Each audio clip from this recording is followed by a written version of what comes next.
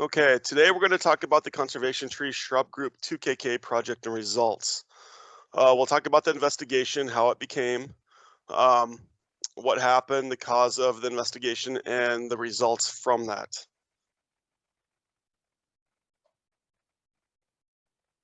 Background of the Windbreak Suitability Group, so that's the WSG. So since 1992, there have been several revisions of the Suitability Group. That was based on the National Forest Manual. Updated soil interpretations are better represented by soil landscape relationships for general land use planning. This is pretty normal. That's what we do for soil survey, is we're always tightening the screws our interpretations. We use physical and chemical data to run interpretations. We put them into a hopper. We crank that hopper and it spits out an interp, good, bad, terrible, things like that that you may be seeing in web soil survey. Prior to 2008, the Windbreak Suitability Group was the main soil interpretation we used for North Dakota conservation-based tree and shrub plantings. This is something that maybe the veterans of conservation in North Dakota maybe recognize or remember. That Windbreak Suitability Group CTSG switch was in limbo from 2008 to 2013. The interpretation that we had was pretty minimal when it came to the use of physical and chemical characteristics, soil characteristics. That interpretation that we used also, it was based on guidance from the National Soil Manual and as well as state preference. And what I mean by that is, North Dakota is different from, Massachusetts or New York. The soils are a lot different. So we understand what grows out here compared to something that's on the East Coast. The Windbreak Suitability Group was divided into 10 soil groupings, which included subgroups. The tree and shrub species were then placed under the groups under the 20-year tree height guidance, which is something that you guys, use quite a bit and are familiar with. This is the Windbreak Suitability Group. This is what they used to look like. Very similar to the Conservation Tree Shrub Group that we see in the 20-year tree heights, as well as the field guide that we use when we're in the field. Again, WSGs were placed into 10 subgroups, and then those were broken down further into subgroups. Again, the one that we're going to be talking about today is Group 1. So Group 1 has, description, limitations on soil, and it also has subgroups. So the big one that we're looking at here is 1K, that is calcareous soils. And that is something that we'll break it down and talk about what it really is.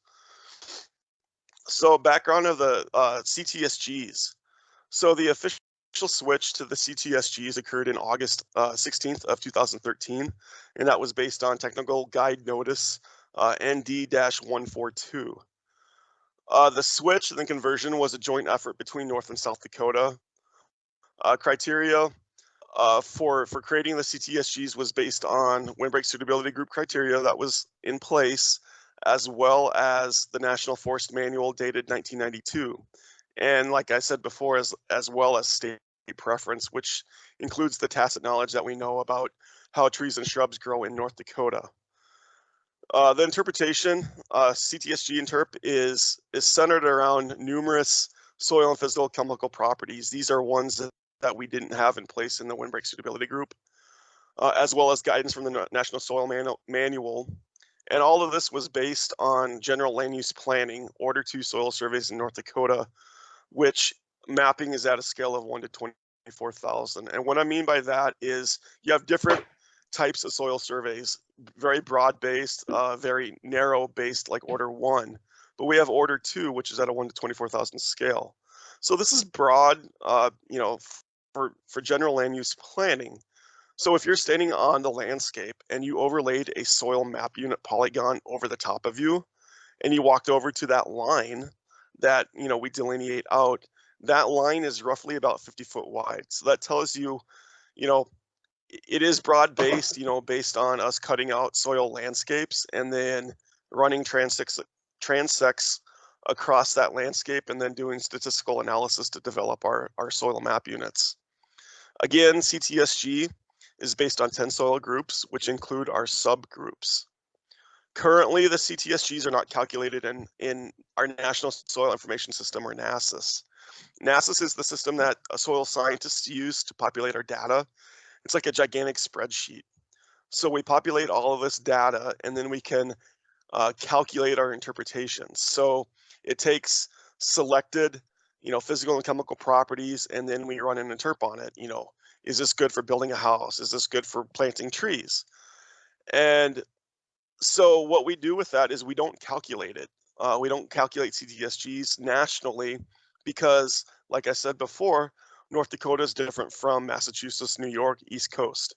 We know what grows well here. So because of regional concerns and criteria and the results of those tree selections, states are able to tweak, your CTSGs or any interp. So consequently, the CTSGs are manually populated in NASIS. So we actually have soil scientists put in, those CTSGs, and then those are uploaded to our ePhotog and Web Soil Survey, and that's what you guys see as an interp. So guidance changes to the calcic soils. So this is what happened. This is the meats and bones of what started the investigation. So during the transition, Windbreak suitability groups, as you can see here, have very minimal soil physical and chemical properties. We look at pH, but salinity wasn't really highlighted very much. Acidity wasn't really highlighted, and that was about all we had. We talked about the locations, so flats and micro highs. This is where this was at, low relief landscapes of calcic soils. Well, what we did is we split that into CTSG2 category. And from there, we broke it down into subgroups. So the ones that we're going to look at are the CTSG2KK and then the CTSG2K. And as you can see here, we have a number of physical and chemical characteristics that help us break down. So this is a little bit more soil based on doing these interpretations. So we look at soil depth, available water content, pH, EC, which is your salinity, as well as water table depth. The big one we're going to focus on in today is our calcium carbonate percent, or our calcium carbonate equivalent. So as you can see, between the 2KK and the 2K, we have a split here. 15 to 40% calcium carbonate and 5 to 15%. So the calcium carbonate equivalent, what it is the amount of carbonate within a soil. And this is a limiting factor when it comes to plant species, and in this case, trees and shrubs. So our break here is based on just landscape positioning. So our 2KK focuses on our low relief flats, while 2K is our rises and a little bit more different criteria, flooding and floodplains and things like that. But you can see there's definitely a different break here in our calcium carbonate equivalent. So again, what happened is in this transition, and when the 20-year tree heights were developed based on local knowledge and based on these calcium carbonate equivalents from the National Forest Manual and such, there was a kind of a break when it came to populating trees and shrubs, or using trees and shrubs. Okay, so this project focuses on these two individual ones. They have shared characteristics, but they're used a little bit differently. And the next slide, we're going to see what exactly happened. So in the change of tree species, the WSG1K had numerous species. So it had the hawthorns, the bur oak, the common hackberry, and cottonwood species were involved with this, as well as the green ash, aspen, box elder, and Siberian elm. Well, when the transition came, the 2KK only ended up using, based on the calcium carbonate equivalent and that limiting factor, we decided, or the state decided, that the green ash, quaking aspen, box elder, and Siberian elm were the ones that were best suited for that soil. So the hawthorns, the bur oaks, hackberry, and cottonwoods dropped out. Similar soil is the 2K that also had included not only the green ash, aspen, box elder, and elm, but it had black cherry, the willows, and the white poplar. So when I'm looking at this investigation right now, when I'm going to start looking at deciduous trees, these species were the ones that I was looking at was cottonwood, hackberry, oaks, hawthorns, as well as the cherries, the willow, and the white poplar. Along with that came the Colorado blue spruce, which kind of started this investigation to begin with. So the Colorado blue spruce was not approved for Windbreak Suitability Group 1K.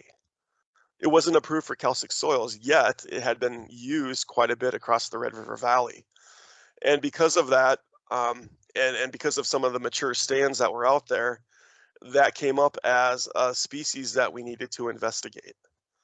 And so that's the premise of what this was the conservation groups and SCDs and NRCS said, hey, there's some things missing here in this changeover. Is there a reason for it? And that's where the investigation came about. So what are the issues? What were the concerns from NRCS and SCD? Well, there's missing tree species. How come? Also, along with this investigation, we looked at non-approved species, so long-term use. So in this case, the Colorado blue spruce was one that we needed to investigate because it was being used quite a bit. Also, we looked at was there a soil interpretation error somewhere?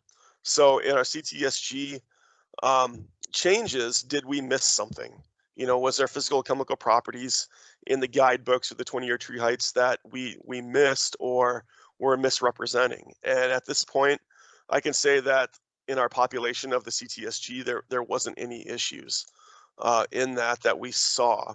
So that manual population was fine. So there was something else that was going on.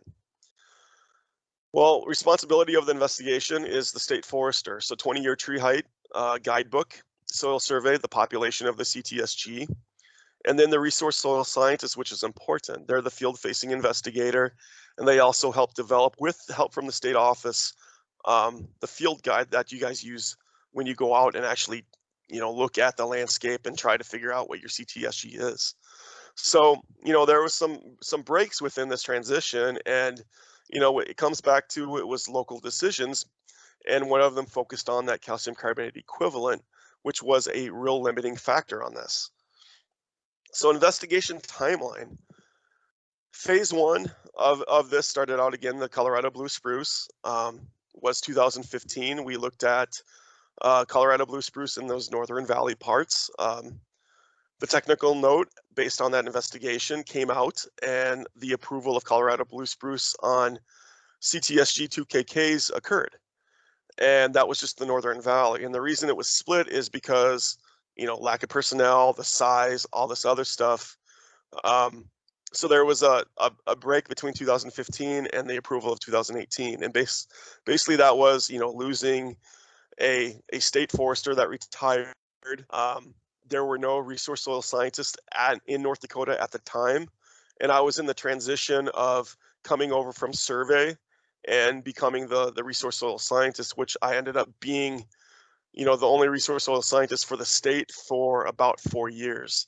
So, you know, it's a big project, and, you know, a lot of covering a lot of miles, and there's only one person to do it. So that's why some of the discrepancy in time there. So following that was, you know, the Southern Valley. We looked at that in 2019.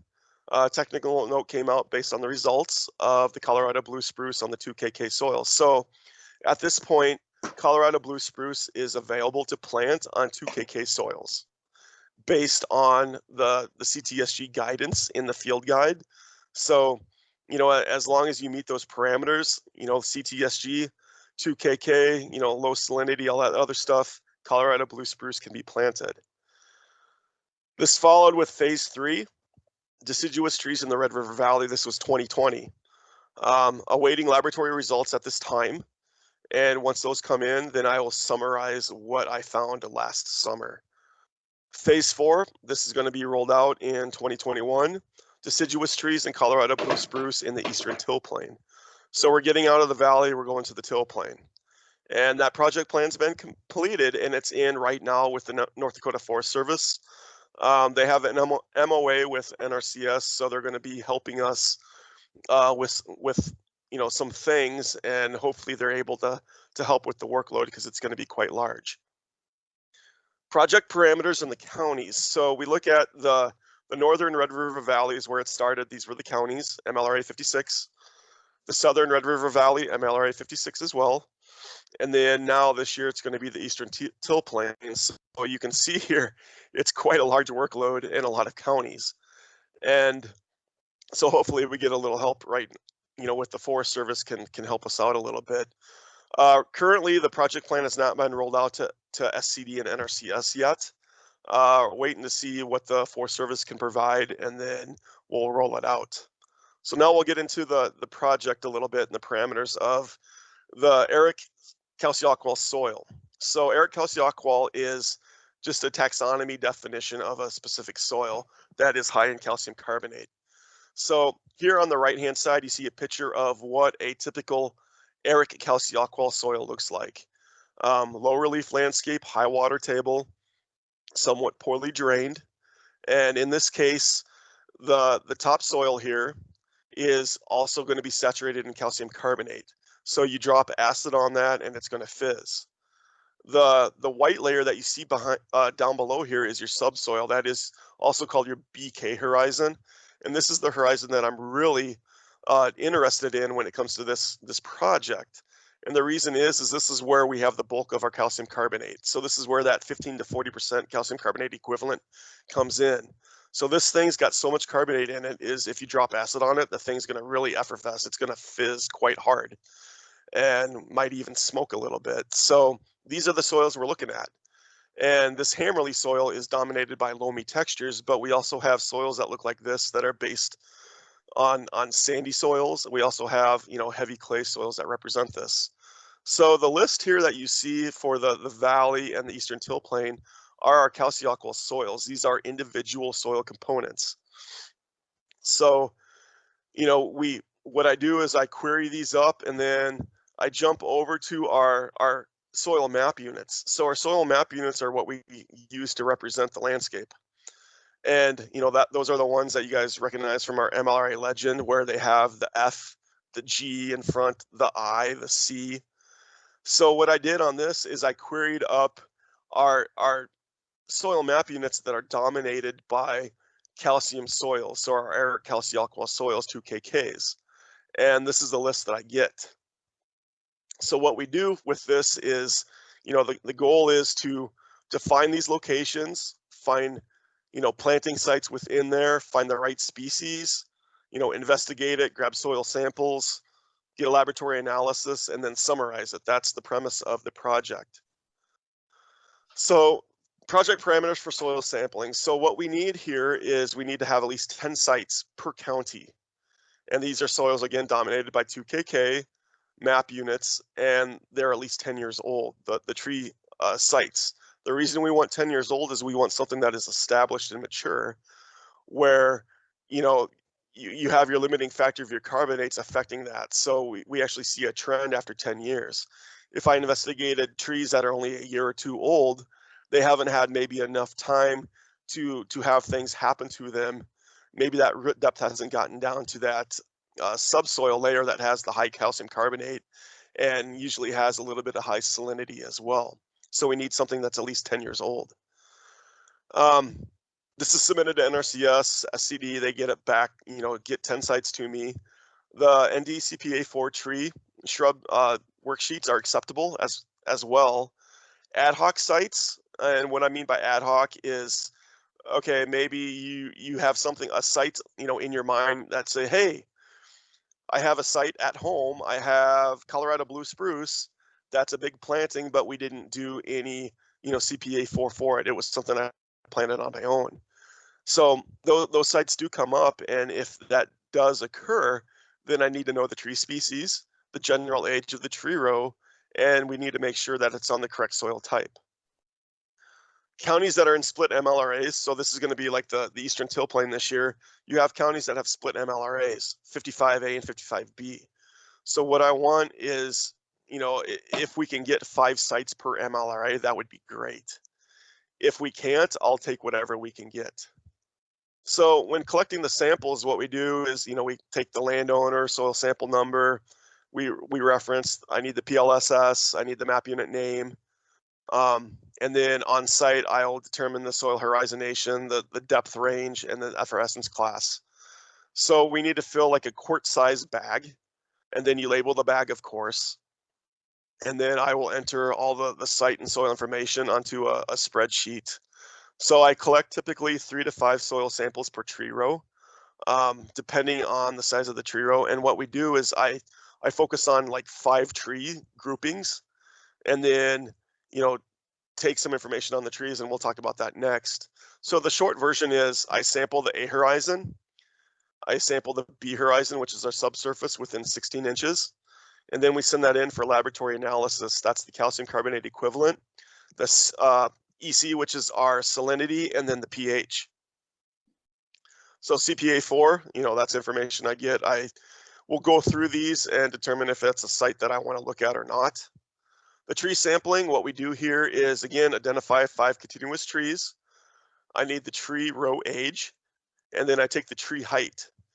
And what I do is I walk about 100 feet off of the tree row, and then I use a clinometer to shoot degrees. And then based on that, I can change degrees 2 feet. Other things you can use too is a Biltmore stick, stadia rod, things like that.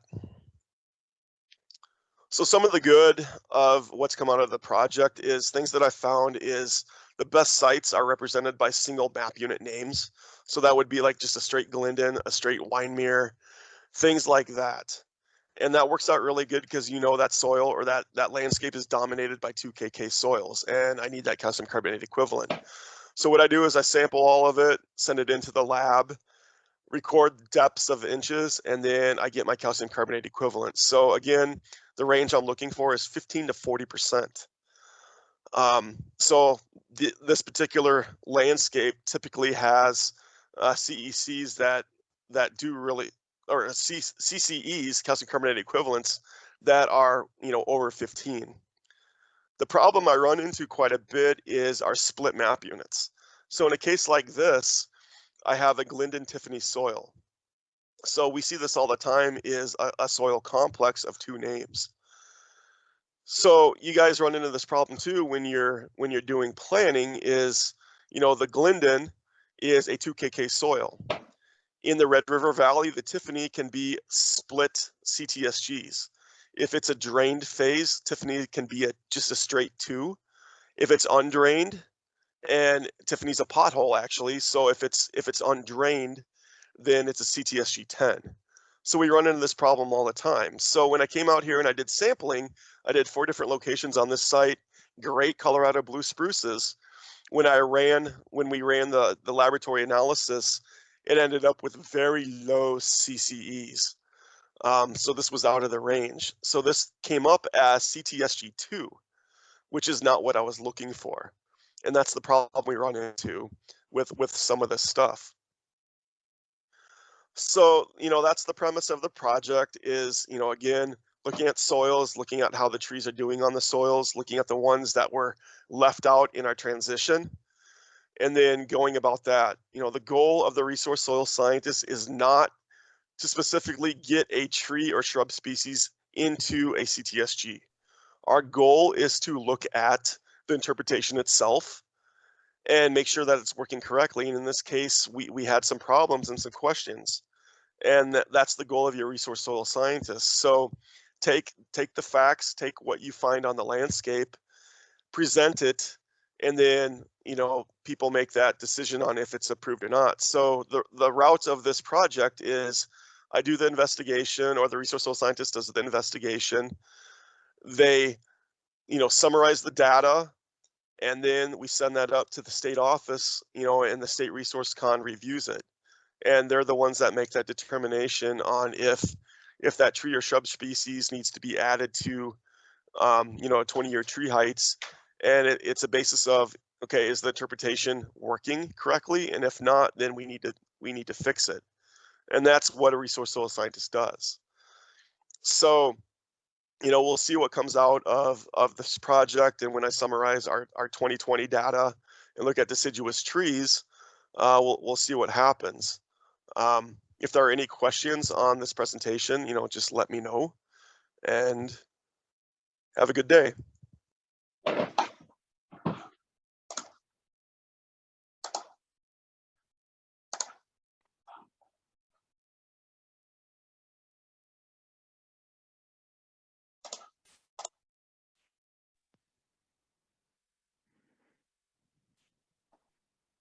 Okay, looks like we have a few questions in the chat box there. Peter wants to know why you only measure height on the trees. So when we first started this project, we were taking basal diameters.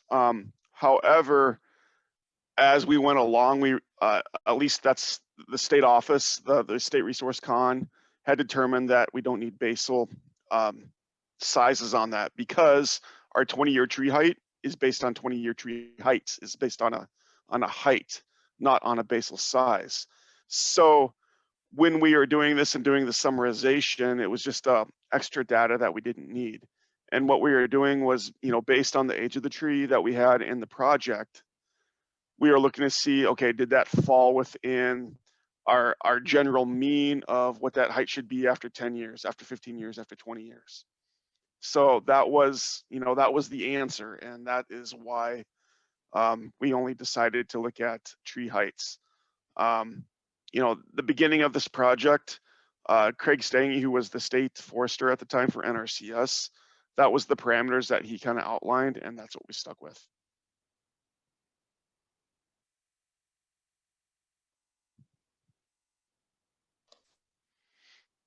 And Dion's looking to ask if you're looking for a variety of trees. Clarify that a little bit more on the variety of trees.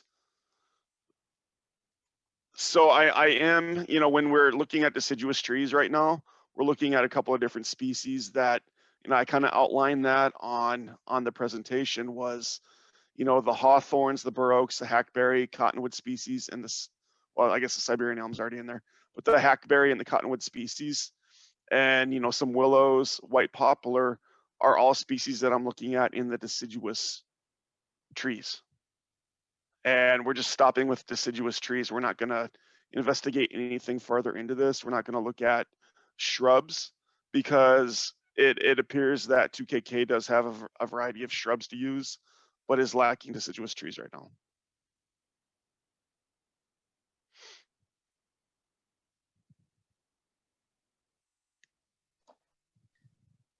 Josh would like to know, do you see much variability in the depths of calcareous soil horizons? Yes, I do, but within the taxonomic parameter of an eric calcialqual soil, you have to have a calcic horizon within 16 inches. So that is why, when I go out and do ground truthing, if I run into, BKs that are below 16 inches, it doesn't do them any good. Then I already know that it's a different soil. Good.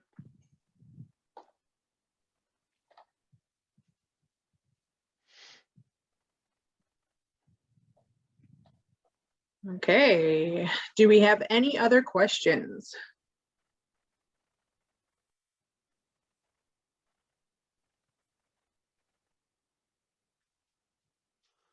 All right, hearing none, thank you, Lance. Really appreciate you putting this together for us. And it looks like Mike does. Okay.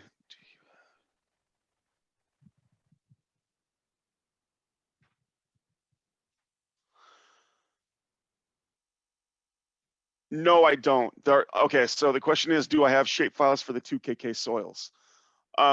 No, I do not have any shape files directly queried up and made into like a data set. Within, soil survey and within NRCS, each county we have county data. Soil survey wise, we do have, data across the region. So in order to identify a 2KK soil, you have to look at a couple of different parts. So if you're talking a 2KK soil, are you talking the interpretation of the entire map unit? So remember, the entire map unit is made up of you know, 5, 6, 7 soils. And, you know, if you look at your major soils, you know, and those are the soils that are greater than 15% of your polygon, they are what kind of drive the interpretation. You can look at the interpretation in different ways. So you can look at it as just the named components, or you can look at all the particular soils that make up that map unit. And that would be like a dominant condition. So to say that, you know, do I have a shapefile of 2 KK soils? No, I don't, because it depends on what you're looking for when it comes to your interpretation. You know, if you're looking at something that is by dominant condition or by major component. But that is something that can be done is, you know, through the interpretation and all this other stuff, you can, you know, query up the dominant interp for CTSG, and you could probably pull out polygons that way. Does that answer your question, Mike?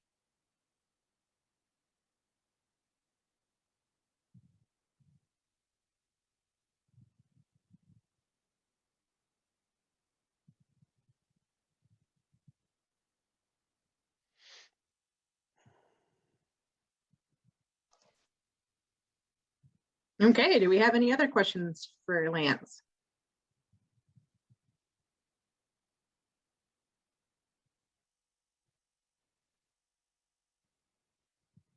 All right, seeing none, now, thank you, Lance. Again, really appreciate it. Great information. I cannot wait for you to get to the western half of the state, even though that will probably be a very long time from now. And we will probably shut down this meeting room, and then we'll go back to the main session, and we will probably make a couple announcements before we turn you guys loose for the day. So hang in there just a little bit longer.